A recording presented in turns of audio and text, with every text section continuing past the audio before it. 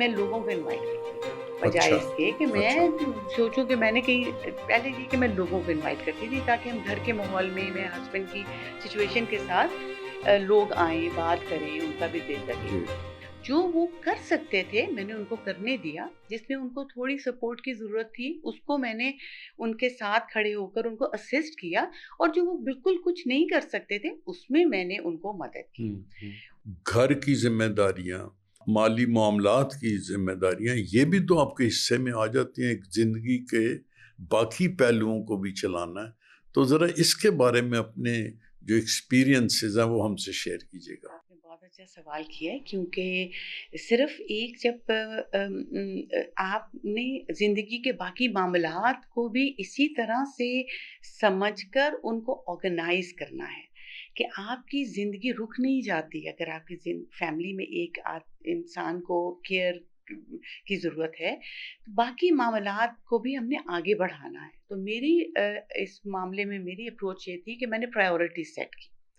Priority set करने के बाद अपनी ज़िंदगी के मामलात को ऑर्गेनाइज़ किया, जिसमें कुछ वक़्त भी दरकार था, हुँ, हुँ। लेकिन एक क्लियर पॉइंट था मेरे लिए कि सबसे पहली जो प्रायोरिटी थी वो हस्बैंड की केयर थी। उनके लिए घर को ऐसे सेट किया जिसमें मेरे लिए बहुत इम्पोर्टेंट था कि मैंने उनको बहुत ज़्यादा उनके उन पे हावी नहीं हुई। जो वो कर सकते थे मैंने उनको करने दिया, जिसमें उनको थोड़ी सपोर्ट की ज़रूरत थी उसको मैंने उनके साथ खड़े होकर उनको असिस्ट किया और जो वो बिल्कुल कुछ नहीं कर सकते थे, उसमें मैंने उनको मदद की। हुँ, हुँ। प्रायोरिटी के बाद जो हमारी ज़िंदगी में बड़ा मसला होता है, वो माली परेशानियों का होता है। अच्छा। और वो जब आप पे ऐसी कोई प्रॉब्लम आती है आपकी लाइफ़ में कि एक पार्टनर जो है वो किसी वजह से अपना रोल नहीं निभा सकता, तो दूसरे पार्टनर को उसकी रिस्पॉन्सिबिलिटीज़ भी टेक ओवर करनी पड़ती है और अपनी रिस्पॉन्सिबिलिटीज़ भी टेक ओवर करनी पड़ती है। मेरे मामले में ये था कि हम लोग अपनी ज़िंदगी में हम लोगों का एक छोटा-सा बिज़नेस था।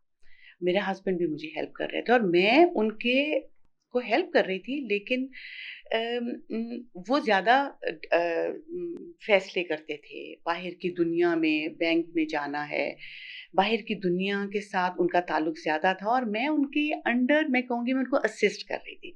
तो मेरे लिए ये भी बड़ा एक चैलेंजिंग सिचुएशन थी कि मैंने अपनी माली मामलात को समझकर उनके बारे में अकेले क्योंकि वो इस हालत में नहीं थे कि वो मुझे हेल्प कर सकते। उनके मामले में फ़ैसला लेना और ऐसे फ़ैसला लेना है कि वो सिर्फ़ आज का नहीं है, वो मुस्तक़बिल के लिए भी उस उन माली फ़ैसलों का क्या नतीजा निकल सकता है क्योंकि ज़िंदगी का तो नहीं पता।